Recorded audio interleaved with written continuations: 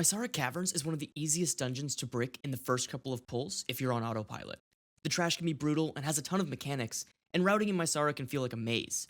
So, I asked more top players what they think is important to know about Maisara at the top level. This is what they said.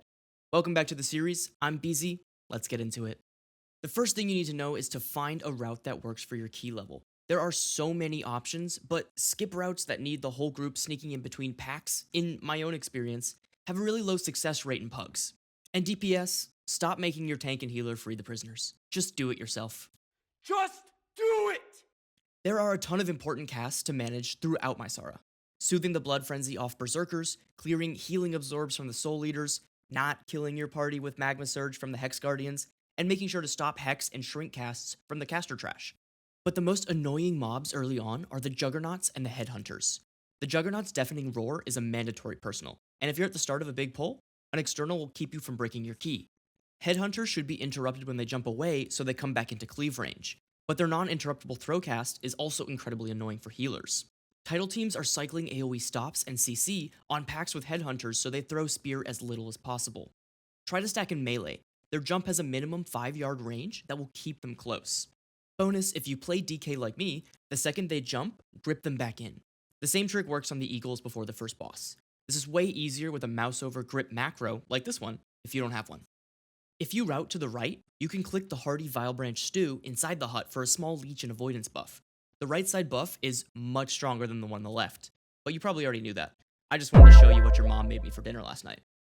On Necrax, Quillstorm always has a safe spot directly under the boss where no circles will spawn. Careful if your whole group stacks there though. The other boss immediately follows up with Barrage, so stay spread under the bird. Also, if you're melee, make sure to give Necrax's charge a bit of distance. It has a circular hitbox that's larger than you'd expect. After Necrax, the mini-boss Roxal at the altar is a complete joke, and should be part of a big pull, preferably with Lust.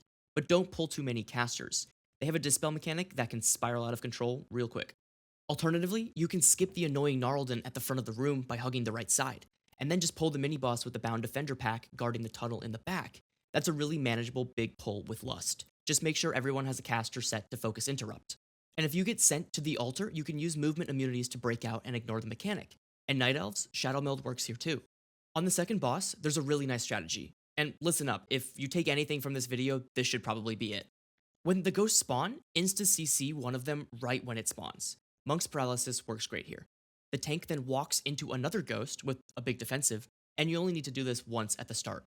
When new ghosts spawn, the CC'd one will instantly collide with one of the 4 new ones.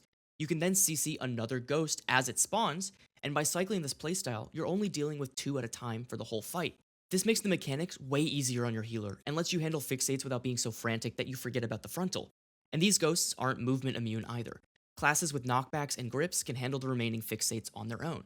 Real quick, if you're getting value out of this series, subscribe, and let me know which parts you find most helpful. I'm reading every comment. And yes, I will be mentioning focus interrupts every time.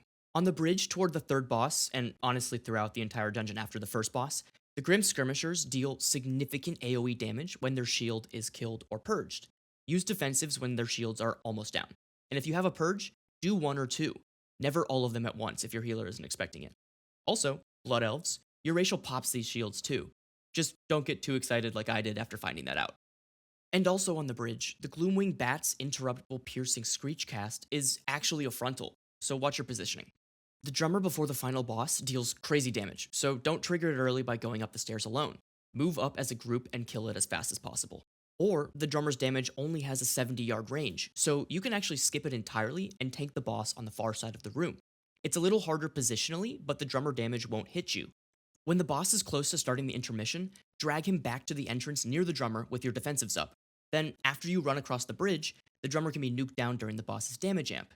If you positioned the boss right, the drummer will be in cleave range. On the final boss, stack the totems in a tight triangle.